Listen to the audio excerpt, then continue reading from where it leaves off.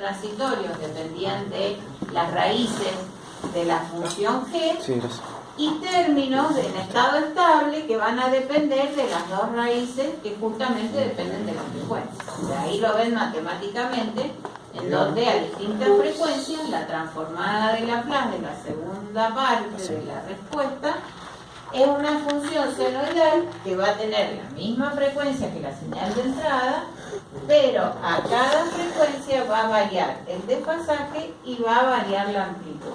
Esto es lo que nos dice esta expresión.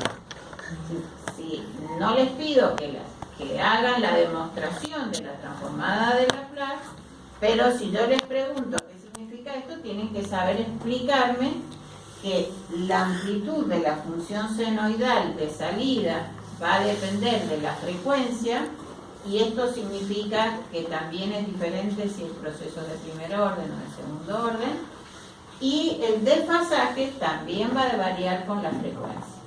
Me lo tienen que saber explicar, porque eso es conceptualmente lo que después vamos a graficar. Bueno, entonces también se podía, esto también ahora me acuerdo que lo habíamos visto, que la función de transferencia en el campo de la variable compleja S, cuando yo le aplico una señal senoidal, le estoy aplicando una función que tiene una raíz 0 más menos cotomega. O sea, la función senoidal, si volvemos aquí, las raíces de la función senoidal es 0 más menos cotomega, ¿sí? Entonces, una de las formas de encontrar ese módulo y ese desfasaje es reemplazar a S por cotomega. En la función de transferencia reemplazábamos a S por cotomega y vamos a llegar a una función que tenía una parte real y una parte imaginaria. Con esas dos componentes podía encontrar el módulo como la raíz cuadrada de los cuadrados de la componente real e imaginaria, y el desfasaje como el arco tangente de la componente imaginaria sobre la componente real. Entonces ahí podemos visualizar bien que la variación de amplitud de la salida va a depender de la frecuencia, y que a mayor frecuencia, menor amplitud, lo mismo que vimos recién en la simulación. A medida que íbamos aumentando la frecuencia de la señal senoidal de omega, iba disminuyendo la amplitud final de la salida, ¿sí? Eso es lo que vemos acá. Y por otro lado, el desfasaje también va a ir aumentando como retraso, digamos. Es decir, el menos significa que es un retraso respecto de la entrada, pero aumentando en valor de desfasaje respecto a medida que la frecuencia aumenta. Si hacemos lo mismo para las funciones de segundo orden, expresadas como su frecuencia natural, o si quieren expresarla así, de cualquiera de las dos formas, van a ver que el módulo también depende de las variaciones de frecuencia, pero aquí las tengo a la cuarta, es decir que disminuye el doble de lo que disminuía en una función de primer orden. No las tienen que saber. Tienen que saber expresar, digamos, qué es lo que estoy graficando. Bueno, esto lo habíamos visto también, que cuando teníamos un producto de funciones de serie, la transformada, o sea, aplicar, digamos, la función de transferencia en frecuencia es el producto de las funciones de transferencia en frecuencia. Y ahora vamos a ver Bode y Nyquist. Hasta aquí habíamos llegado, que era la magnitud en decibeles, se expresaba como 20 veces el logaritmo del módulo. ¿Sí? Expresar en decibeles significa aplicar 20 veces el logaritmo. La ventaja es que cuando yo tengo una función de transferencia expresada como el producto de varias funciones de transferencia más sencillas, cuando aplico decibeles, ¿en qué transformo esta función? En la suma de cada una de ellas expresada en decibeles. Entonces, justamente la construcción del diagrama en decibeles es mucho más sencilla porque es sumar las funciones de transferencia individual. ¿Y el 20 para qué no significa? Porque en la unidad decibel se expresa. Bueno, entonces, Si tenemos una ganancia acá, esto también acá le damos un paso rápido. Bueno, cuando teníamos una ganancia constante, ¿qué función de transferencia se parece a eso? Y a la del controlador P. Proporcional. No sobre eso, no proporcional. Impulso entral. Proporcional. Un controlador proporcional. Un controlador proporcional tiene justamente un comportamiento como esto, porque la función de transferencia es una constante. No es un escalón porque sería K sobre S. Estamos hablando de un impulso de amplitud casi. Pero alguien dijo escalón. Entonces, si alguien dijo impulso, estaría bien, pero sería un impulso de amplitud. ¿Qué es lo que tiene cuando o cómo modifica la amplitud de salida a diversas frecuencias? Lo modifica siempre igual. Si la variación de la amplitud de salida respecto de una entrada senoidal es siempre una variación constante. Lo que yo estoy graficando aquí es este módulo. Es el valor por el cual multiplica a la amplitud de entrada. Si mi señal senoidal, espera que termino la idea, si mi señal senoidal tenía una amplitud unitaria y yo le aplico un controlador con una ganancia 3, la amplitud de la salida de ese conjunto controlador más proceso, con la señal senoidal, va a generar una variación de 3 unidades en la amplitud. Pero no la va ni a correr, porque fíjense que no desfasa, porque no depende de J omega, y tampoco le genera una variación de amplitud diferente a una frecuencia que a otra. A todas las frecuencias les afecta con la misma variación de ganancia. Sí, perdón, que si no después se me va a la cabeza. Sí, pero yo ahí no estaría contando todo, estaría solo en lazo abierto. Ahora estamos mirando cada bloque. ¿Qué es lo que hace? Lo que pasa es que yo estaría mirando qué es lo que este controlador hace sobre la entrada, o sea, como genera como salida, que a su vez es entrada del proceso. Es decir, si suponemos que este bloque es el controlador, ¿qué es lo que haría ese controlador sobre la entrada del proceso cuando hay una señal senoidal que lo atraviesa? ¿Está bien? O sea, acá estamos mirando cada bloque por separado. Después vamos a juntar todo en un lazo. ¿Está bien? Sí, acá estamos mirando, por ahí eso no lo expliqué claramente. Este bloque es un bloque del lazo realimentado. Si yo defino que SGDS fuera la función del lazo cerrado, no tendría sentido acá. O sea, hay otras funciones que por ahí sí tienen sentido al lazo cerrado.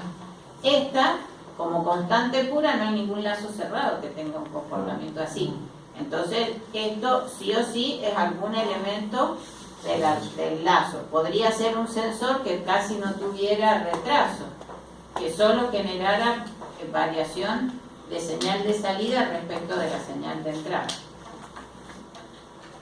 Cuando tengo una función como esta, sería el caso de por ejemplo, de un algoritmo integrador puro. Si tener un controlador integral puro o tener un proceso integrador puro. Sí. Esto podría estar acá o podría estar acá. Cuando tiene esta función de transferencia, ¿qué variación provoca en la amplitud y qué variación provoca en el desfasaje? En la amplitud provoca una disminución de la amplitud constante. A todas las frecuencias va a generar un cambio de amplitud que va a ser cada vez menor a medida que la frecuencia aumenta. Y el retraso va a ser siempre de 90 grados, porque es el equivalente a una acción integradora pura. Entonces retrasa siempre 90 grados y va disminuyendo su amplitud en forma constante. Un cero en el origen, el equivalente a tener un adelanto puro, una acción derivativa pura. Ese adelanto puro genera como variación de módulo una amplificación de la salida respecto de la entrada a medida que la frecuencia aumenta. Y acá se pone en evidencia algo que les dije cuando hicimos el práctico de laboratorio. ¿Por qué a veces no se usa o no es deseable la acción derivativa? Porque a altas frecuencias genera una amplificación exageradamente grande de la salida, que a su vez es entrada del proceso. Entonces el efecto de corrección a altas frecuencias, y las altas frecuencias son el ruido, son las señales que normalmente los controladores comerciales filtran las altas frecuencias para minimizar esto, pero de por sí la acción derivativa tiene un efecto excesivamente multiplicador, digamos, de la salida a altas frecuencias. Entonces aquí se está poniendo en evidencia por qué la acción derivativa en señales rápidas no se utiliza, la acción derivativa. Y como retraso produce siempre un adelanto de 90 grados. Esto que el ángulo es positivo, o sea, perdón, la tangente phi es positiva e infinita, significa que genera un adelanto de 90 grados a todas las frecuencias. ¿Qué pasa con las funciones de transferencia de primer orden como esta, que representaría un proceso capacitivo puro, por ejemplo? Cuando uno reemplaza S por J omega, llega a la expresión en donde el módulo, la semana pasada, la primera parte en donde, si estas frecuencias son pequeñas, prácticamente la variación del módulo es porque esto es despreciable frente a la raíz de 1. Entonces, generalmente a bajas frecuencias casi no produce variación de la amplitud. Pero a altas frecuencias, cuando este producto empieza a ser mucho mayor que 1, empieza a tener una variación que va a ir disminuyendo con la frecuencia. Es decir, acá tengo raíz cuadrada de omega al cuadrado, es decir, esta variación tiene una variación que en el diagrama de Bode se denomina decaimiento con una pendiente de 20 decibeles por década. Eso se escribe así: una variación de menos 20 decibeles por década. ¿Cómo se mide esto? Una década es un intervalo de frecuencias entre frecuencia 1 y 10, o entre 10 y 100, o entre 100 y 1000. Como esto está en escala logarítmica, un intervalo de 10, o sea, omega y 10 veces omega, es constante a cualquier rango de frecuencia, entre 2 y 20, entre 20 y 200. Y la variación de amplitud en ese intervalo de una década son 20 decibeles. Por eso esta es la pendiente de la segunda parte de la asíntota.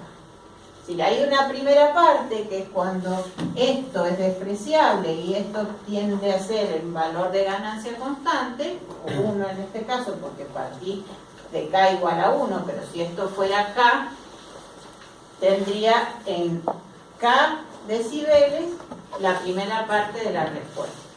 Y después, a partir de la frecuencia de corte, que es justamente 1 sobre tau, a partir de esa frecuencia, este término es el que ahora empieza a tener peso.